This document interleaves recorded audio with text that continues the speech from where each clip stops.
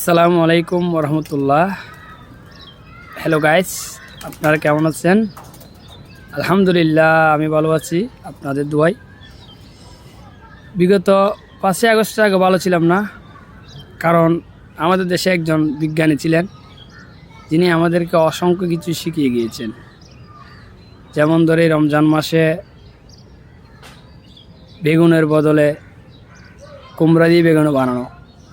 তখন আমরা বেগুনি খাইতাম, বেগুনি কিনতে হতো 200 টাকা কেজি।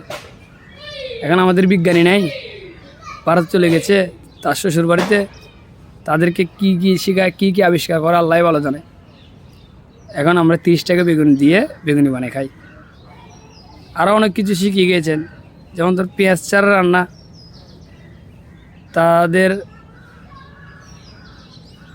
তারা নাকি পেঁয়াজ ছাড়া রান্না করতো। ওই সময় আমরা 200 টাকা কেজি পেঁয়াজ কিনে খেয়েছিলাম। এখন দেখা যাচ্ছে কি আমরা 4 কেজি পেঁয়াজ 100 টাকা দিয়ে খাই, তখন 1 কেজি পেঁয়াজ 400 টাকা দিয়ে খেতে হতো। ভারত আমাদেরকে ভয় দেখায় যে আমরা বাংলাদেশকে রপ্তানি বন্ধ করে দিব। এখন আমাদেরকে রপ্তানি বন্ধ করে দিয়ে তারা না খেয়ে মরার অবস্থা। আমাদেরকে হুমকি দেয় আমরা নাকি তাদেরকে নাকি তাদের সাথে দুশ্মনী করি। আমাদের বিজ্ঞানীর চাল সবগুলা। আমাদের বিজ্ঞানী আমাদেরকে আরও অনেক কিছু আবিষ্কার করে চলে গেছে ওখানে।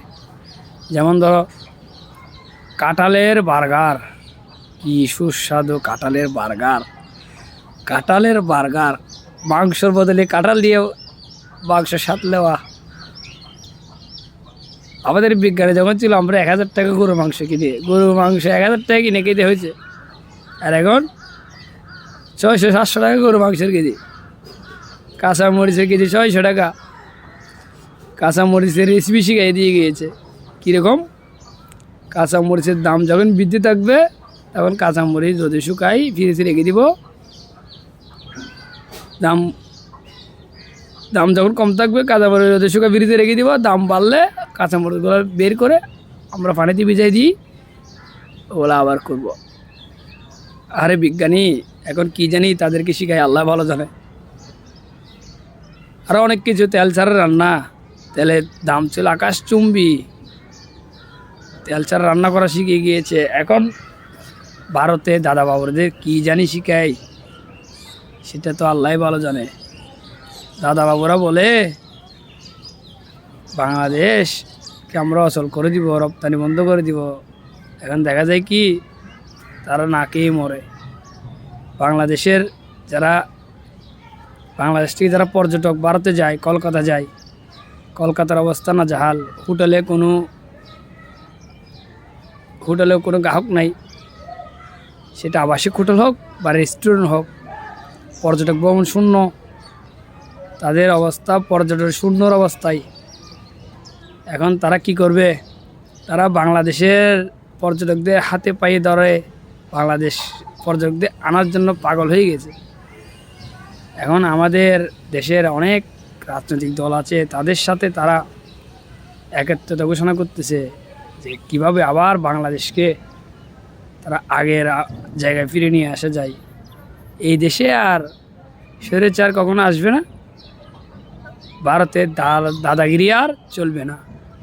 বাংলাদেশের জনগণ, বাংলাদেশের দেশপ্রেমিক লোক যতক্ষণ বেঁচে থাকবে, আর আমরা